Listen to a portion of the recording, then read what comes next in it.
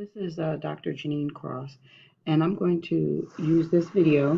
This PowerPoint will be discussing family assessments and working with families. This video was created, this PowerPoint is sorry, was developed by myself as well as Ania Gibbs Francis. This PowerPoint is a highlight or brief overview of some of the areas covered in your required textbook. Please remember to do a full reading of your textbook to make sure that you cover all the concepts that are in the chapter, and also will be reviewed in your upcoming quiz and exams.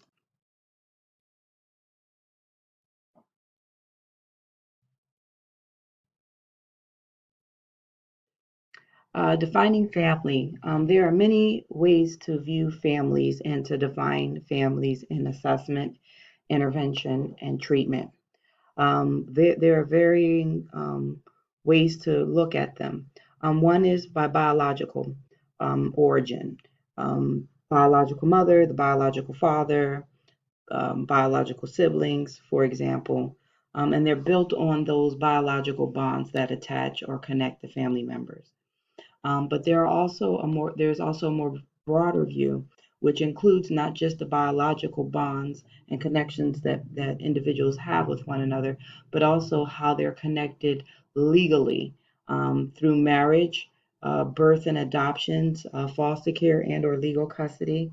Also, in some cultures and some family systems, they have informal relationship connections. And so some people are considered sisters by a relational connection. You may hear certain families refer to many people as cousins, even though there's not a biological connection with them, but that's a relational connection. And there are other older models of connection, um, terms such as play cousin, play sister. Again, those are relational connections as well. And a lot of times that is identified specifically within communities or specific cultural groups. Another concept to think about when you're thinking about family is how nannies and or other surrogates and family may also be considered as family members as well. This happens quite often, as particularly as a person has been part of that family system in that home for several years, maybe throughout the development of a child and a family life cycle. And so, someone as a nanny may be considered as family, the same way as other family members are in that family as well. Another way to think about family, defining families, are roles, family structure, and systems. When we think about family roles, those are the behaviors reinforced by expectations and norms in the family, and roles tend to benefit the family. So each individual member engages in a role that is perceived to benefit the family, or supposed to benefit the family. Family structure is another way to define a family, how the structure of that family is organized. That's the organization of relationships, patterns of interactions, predictability, structure, and safety for members. The family structure is meant to offer well being to family members as well as provide productive members to society. So, when you think about the family structure, that could be a nuclear family, a single parent family, a grand family, that is children being raised by grandparents. It could be an adoptive family, an extended family.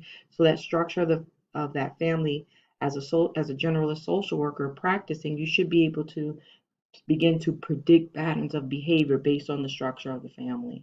And we tend to use theories to help us predict family behavior.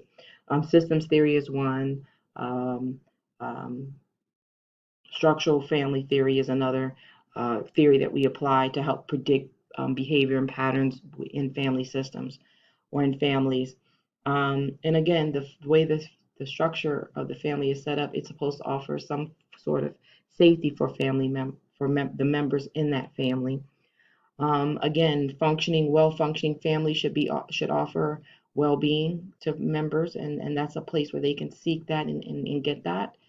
And the role of the family is to develop the members to be individual, independent, um, productive members of society. However, we know that is not always the case. All family roles do not benefit the family. There are ways that some roles in a family can limit family and hurt families. We also know that um, all families do not provide safety for members, and that's some of the problems that we find within families through our assessments. All families do not offer well being, but are actually in reverse. They could be toxic. And toxic families sometimes um, develop toxic individuals into society as well. And so, again, our assessments tend to uncover that, and we'll talk more about the assessments later on in the PowerPoint. But another way to define family is systems. So we use systems. Um, when we think of systems or systems theory, it's a family system are parts organized. Our families are organized in parts to make a larger whole. And so we think about the different parts of the family being parents, for an example, siblings are a different part. Mother, daughter, mother, son are parts. Father, daughter, father, son are parts of the system. And so we can then apply what we know about systems to understanding families, assessing and understanding families. So we can use concepts such as input and output. What are the inputs for the system, a family system? What are the outputs from the family system? What are the subsystems within the larger family system? Siblings are an example of a subsystem. And what are the boundaries in that family system? Family roles are understood patterns of behavior that are accepted by family members as part of their individual identities. Usually, roles can be identified by their labels and idiosyncratic roles that evolve over time within a specific family context. Labels in families: father, mother, wife, husband. And idiosyncratic roles you'll learn are labels that develop. Think of a black sheep of the family, the scapegoat in the family, those type of roles. What are some of the roles identified by labels that you know of in your family or in the families that you work with? What are some of the idiosyncratic roles that you know have evolved in the family, your family, families you've worked with, or families in your internship? Do you have a specific role in your family? Enacted roles are persons engaging in the actual behavior relative to his or her status or position. Prescribed role is influenced by expectations that others hold regarding a social position, and perceived roles are expectations of self relative to one's social position. I'll say that again. Enacted roles are person engaging in the actual behavior relative to his or her status. Prescribed roles are influenced by expectation that others hold regarding a social position. Perceived role expectations of self relative to one's social position.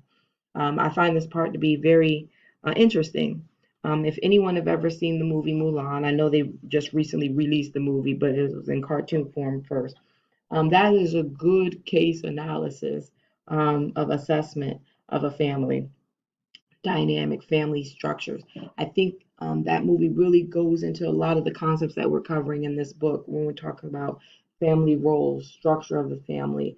We haven't talked about this yet, but how culture, spirituality impacts the family, the members in terms of roles expectation, how the members interact with one another based on roles. And then you can also see the system of that family in a larger community system that, again, is impacted by culture, norms, roles. And so, an example in that, using that movie, would be an enacted role, a person engaging in the actual behavior relative to his or her status or position. And so, um, that would be if you watch the beginning of the movie, you see Mulan participating, doing chores for the house. As she's the female, the daughter in the home, she had some responsibility and expectations, and her role was showing that in the beginning of the movie. You also see her father being the breadwinner, the leader in the family, and he engaged in such tasks as keeping her focused, keeping her on point. Um, He was definitely the leader in that, what he was saying in terms of expectations, everyone followed along, me, his wife, as well as Mulan as well. And another example, not using that movie, would be maybe a mother breastfeeding her child, as and she would be engaging in a behavior such as breastfeeding based on her status or role in that family or and with that child. Prescribed roles influenced by expectations that others hold regarding a social position. A good example of that in the movie is her father being called off to war. It was expected that every male in that family engaged in the war. It had to be one male member of the family. And because of who he was in the family, who he was in the community, he had served prior in the war. He there was an expectation that he held and the community held that he would be the one that served in the war.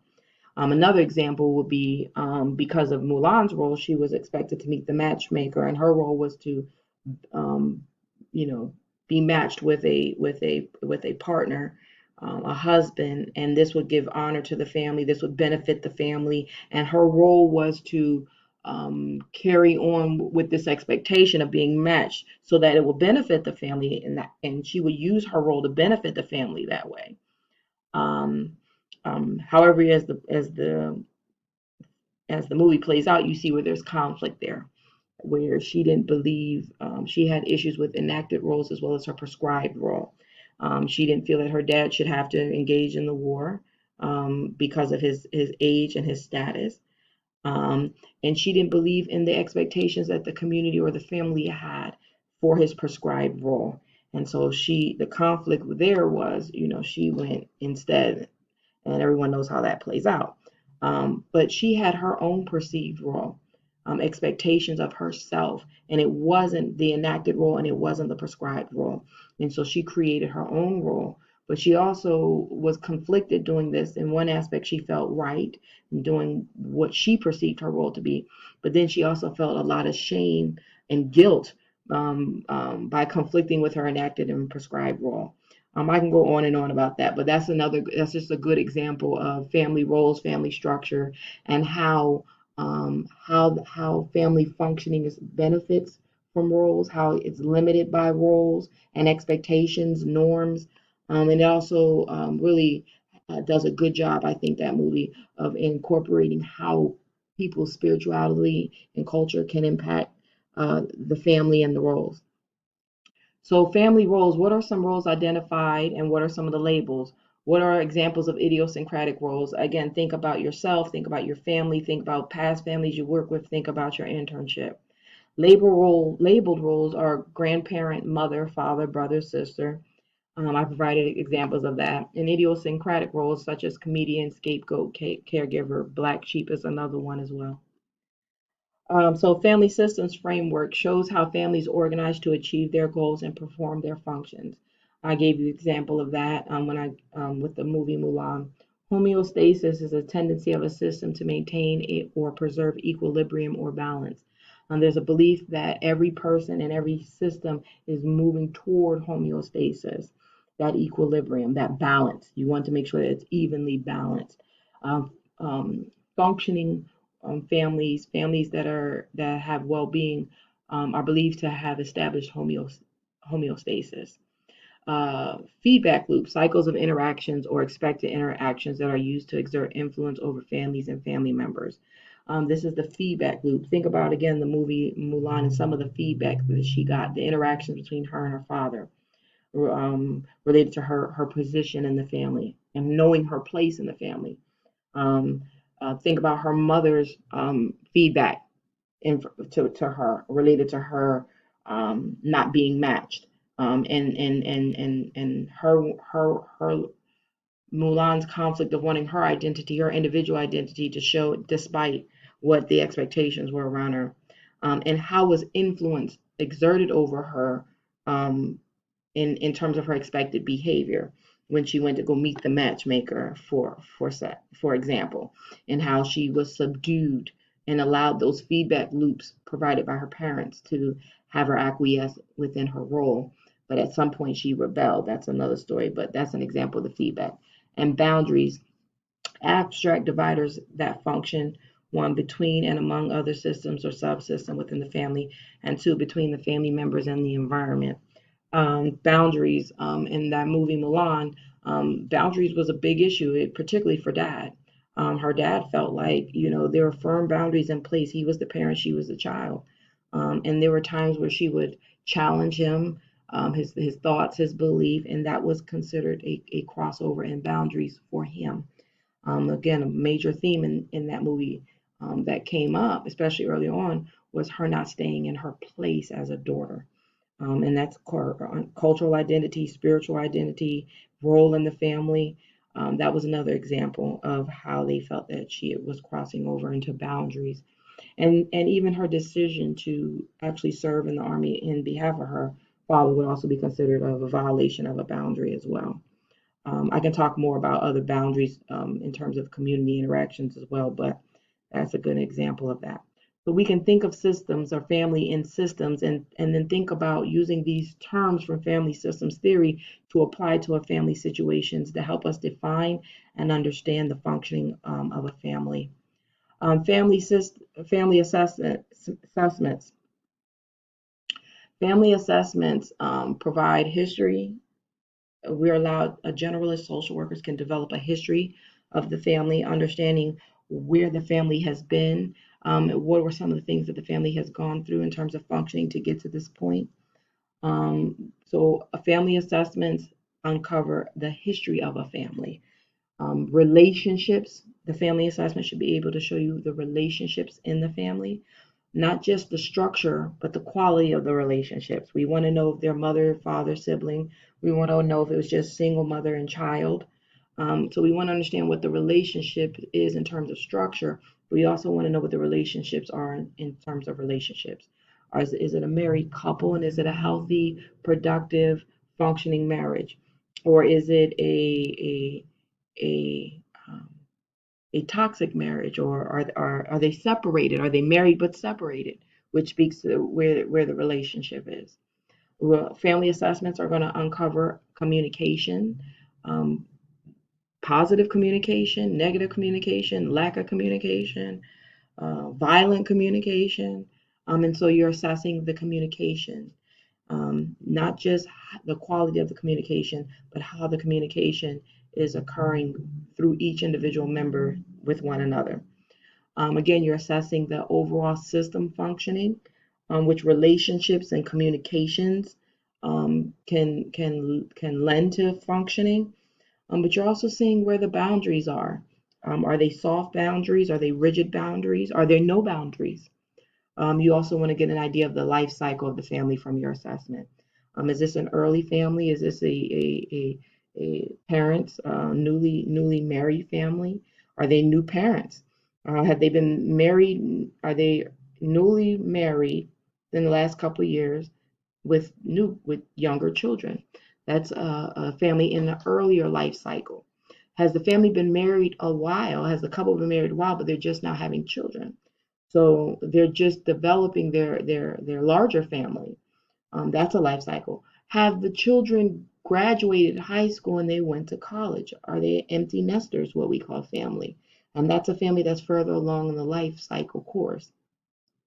You're assessing culture. I gave the example of the movie Mulan. You saw a lot of culture in that family in terms of how they dress, how they ate. Expectations were identified in culture. Their spiritual identity was tied in with the culture as well. There also the culture of that family also dictated how gender was treated, how men were uh, um, expectations of men, the role that they play not only in the family but in society versus women. Socioeconomic status is also what you key area that you want to assess, because that again lends to the functioning such as culture and the life cycle. Socioeconomic status is also important because you're also assessing the family, but also the neighborhood, because the family system is embedded in a neighborhood and a community system. You also want to think about the resources of the family within the family and the resources outside of the family. So, the extended family can be a resource or not for a family. The community can be a resource or not for family. So, you want to see how the family serves as a resource to its individual members, but also where the family goes to get the resources that they need to function and develop and to go along, to grow along or progress along the life cycle. And then you're also assessing how well that family fits within the larger society. How well is that family fit in that neighborhood, in that community, for example?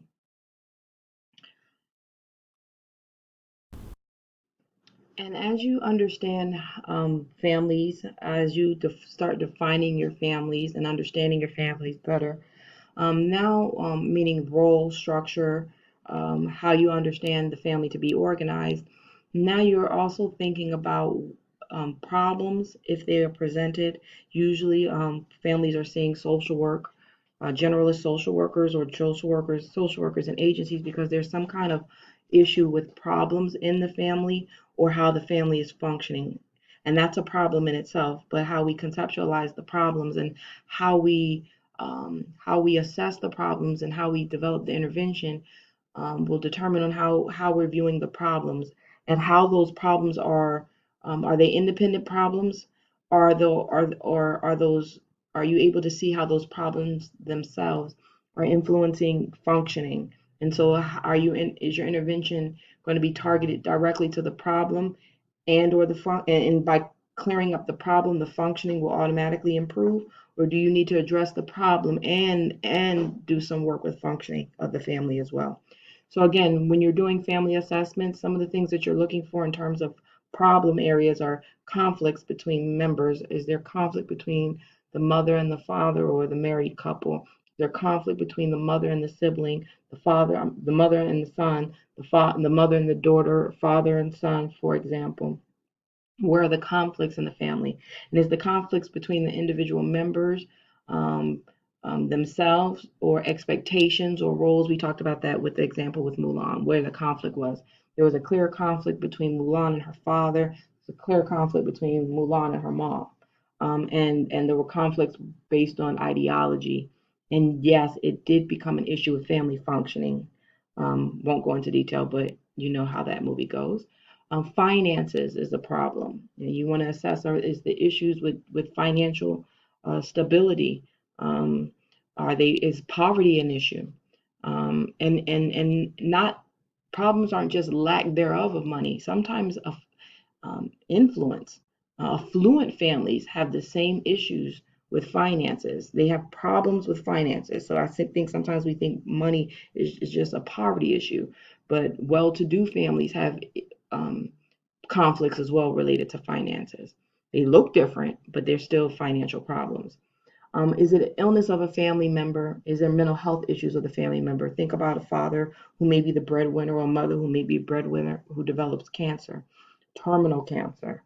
That's a problem. Or is it just cancer and they're in remission from cancer? Or they're fighting cancer and their status is unclear. That could be a problem, and it may impact how that family is functioning. Not all problems in the problem areas impact functioning. Oftentimes they do. Mental health is the parents depressed? Is the child depressed?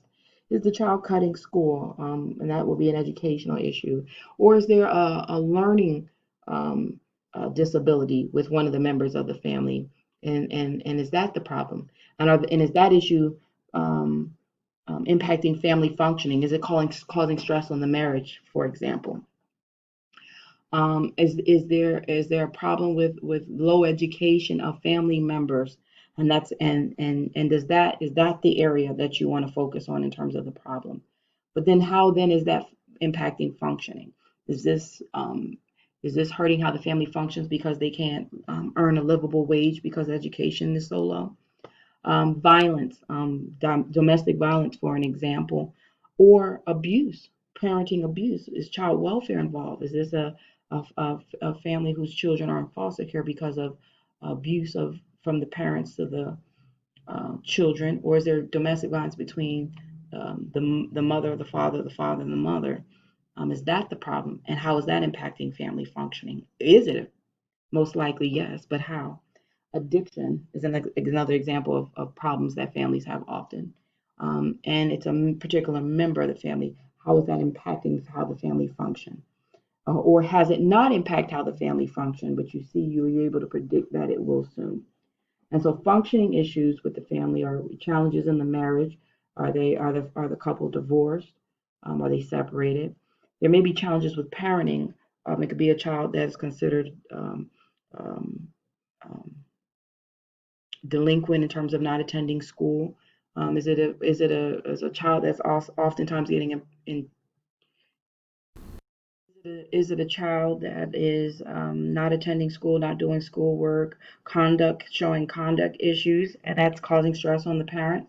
Is it a parenting issue? Does parents have anger issues? Do they not know how to communicate? So they use physical abuse, verbal abuse, or emotional abuse to communicate with their children. Are there problems with siblings, sibling rivalry? Is this an adoptive family or is it a foster family? And then there's functioning just in the makeup, the structure of it, and you're considering the abuse that may have happened in the past with that family, with that particular child. And so, are they not functioning well as a foster family, a newly adopted family, meaning it's in a family that has adopted children that were recently in their care as foster children, but are now adopted? And is that where some of the functioning challenges when it comes to structures, role, and identity?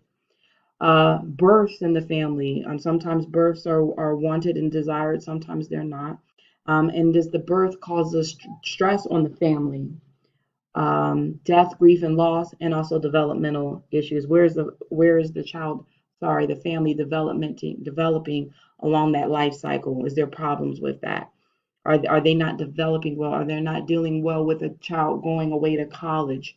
Is it that the children in the family are growing up into their own individual adults, and family members and parents aren't allowing them to develop appropriately, and that's causing functioning issues within the family? Assessment skills and strategy. So social workers and generalist social workers specifically observe the family patterns of interactions. As you learned earlier on in the semester, we use interviewing skills, but instead of interviewing skills with the individuals, you're interviewing families. You're using skills such as circular questioning approaches, a specialized interview strategy employed to elicit information about the repetitive transactions that take place among family members.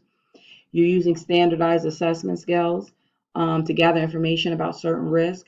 You're using risk assessment to specify indicators in which a certain score will predict the probability of a behavior or a conditioning happening, and that's what risk assessments do. You're also assessing family and family members. That's individual pattern behaviors. You're identifying the roles of family members within the family. You're assessing individuals' cognitive capacity and their behaviors, how they're thinking about things, how they're perceiving their family, their role themselves in that family. You're assessing the group's pattern behavior, how the group aligns with each other, the alliances that are formed within the individual members as well. You're assessing what the group norms are and how cohesive that family group is to one another. Remember, the family members are supposed to benefit themselves. The family is meant to benefit the individual members and to benefit society. So understanding how those alliances and the cohesion in that group will help give you a sense of how well that family is benefiting, the members are benefiting from the family. And whether those alliances are positive or if they're toxic as well. And again, we talked about the family life cycle, which encompasses the developmental stages through which families as a whole must pass through. Think about unattached young adults as a family life cycle, meaning that could be two young married people who are unattached, or I mean, two people living in a home with each other with no bonds, meaning no marital bonds. So they will be considered unattached young adults. They could be considered a family if they've been living together for a while. A new couple, a family with young children, talked about that family with adolescents are going to be in a different developmental life cycle than a family with young kids and or even infants. Family that is launching children into college or launching them into the world as independent adults, and family in later life. Another life cycle is when the parents start to age, and now the adult children need to. It's almost like a role reversal, help provide care to their aging parents. Genograms are one ways in which we do a family assessment, and their pictorial representation of a family resembling a family tree. It helps social workers and family members understand family traditions and family system structure across generations and over time. You may want to practice doing a genogram with your family, and or it's a good practice because you know all the members of it to really understand how to do this. There are also websites in which you can electronically create a genogram as well if you're not really good at drawing one. It's really expected, and a lot of agencies want you to use these applications because they're clearer to read. And that's how these were developed here. Um, Another thing genograms are helpful is they really help you. It's a pictorial understanding of what the structure is of the family and the roles that each people have within that family. So again, it's visual for those who are visual and understand, and it's good to show that to family members too. So you use it as a teaching tool. You can also show functioning. There's symbols that you could put in there to show how they're functioning. So you can sometimes see generational histories of alcoholism, for an example. You may see a family history of domestic violence or abuse. You can see a lot of cultural implications related to the structure of families as well. So this is a good tool to use. You may want to practice it. I promise you, you're going to learn more about genograms later on in the program and actually be constructing them on your own. So it's a good tool to use as yourself in your assessments, but we also use that assessment to help educate and teach clients about their family and their family systems and finding patterns in those family systems. Self-awareness and family assessment. Social workers who encounter families in their practice will be faced with frequent and significant challenges to their own deeply held worldviews. Families are different. They may be very different from your family of origin. And so you need to be aware of that and how you're engaging the family. Sometimes the worldviews will work in harmony, and at other times the differences will contest one another.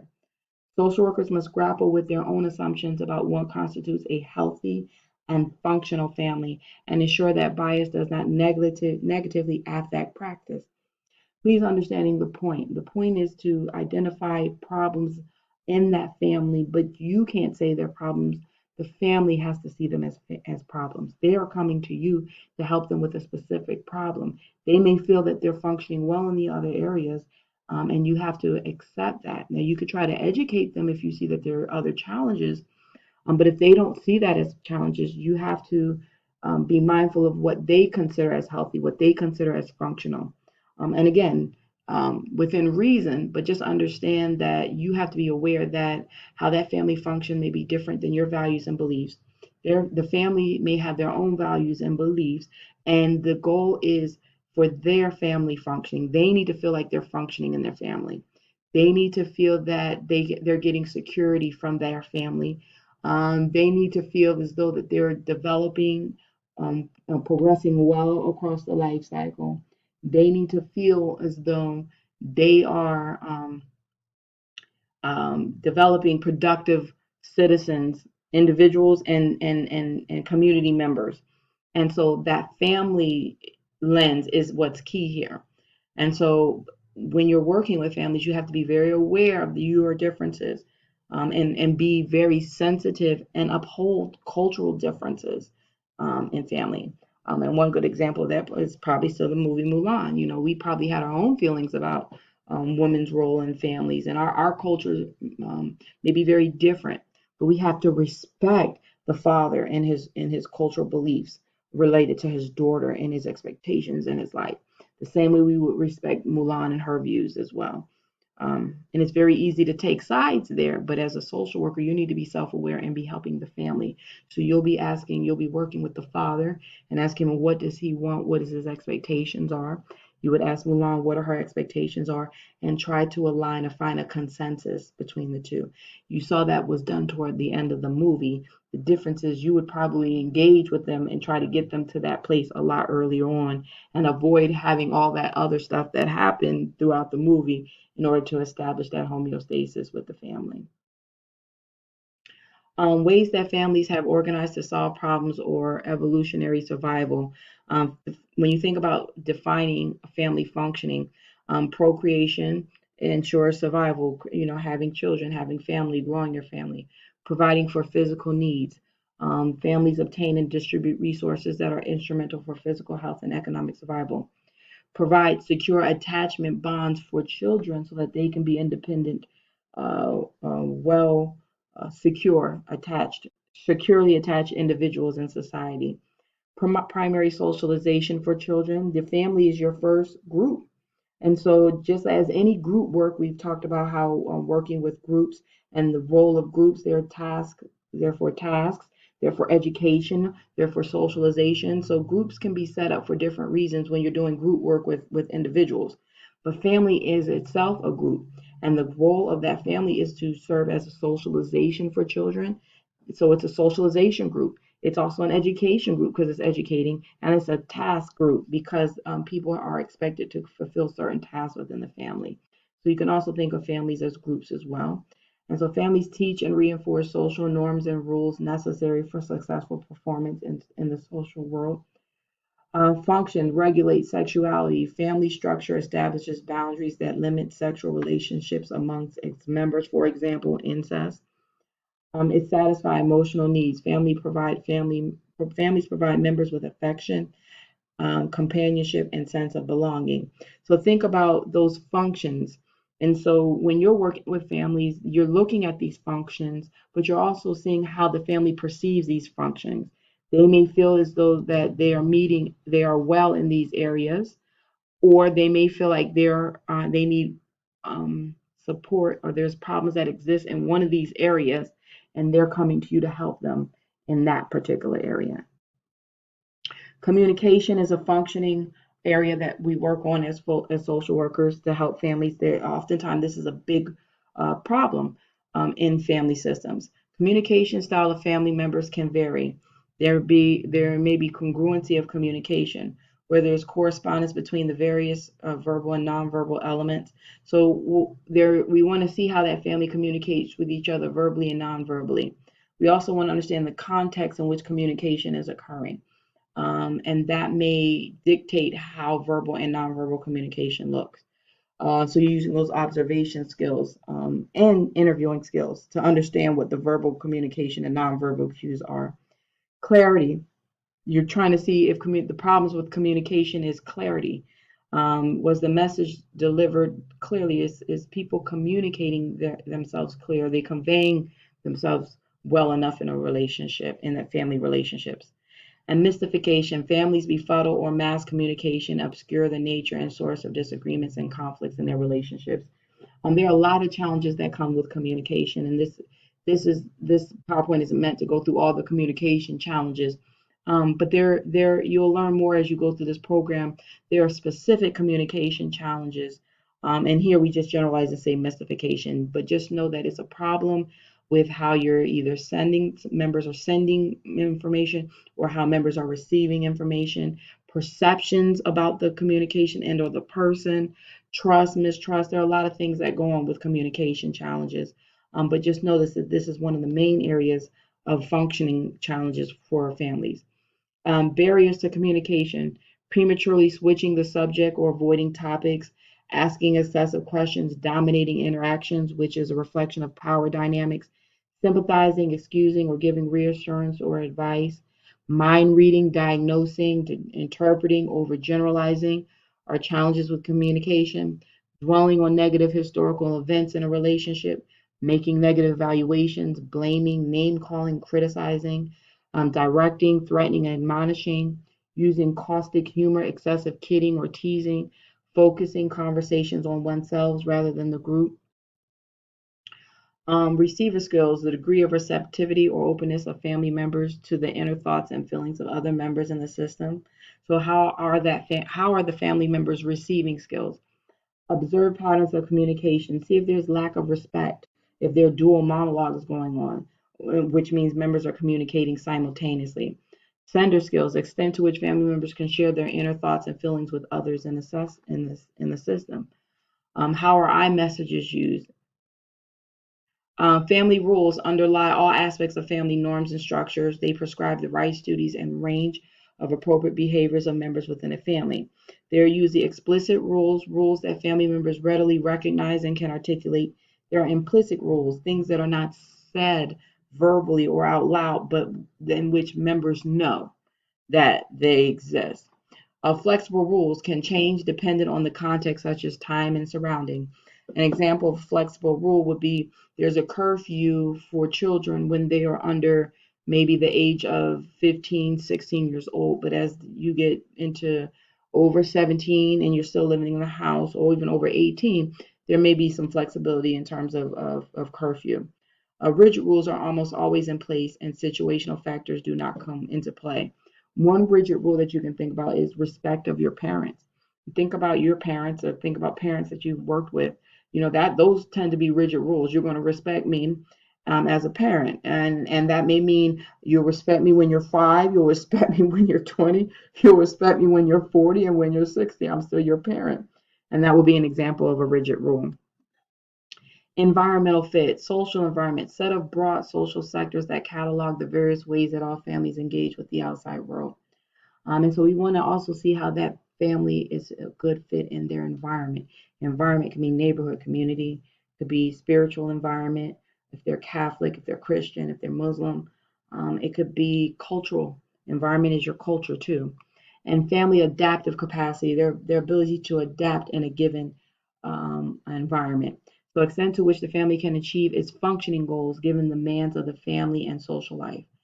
Family stressors, anything that provokes change or some aspect of change, such as boundaries, structure, goals, roles, or values.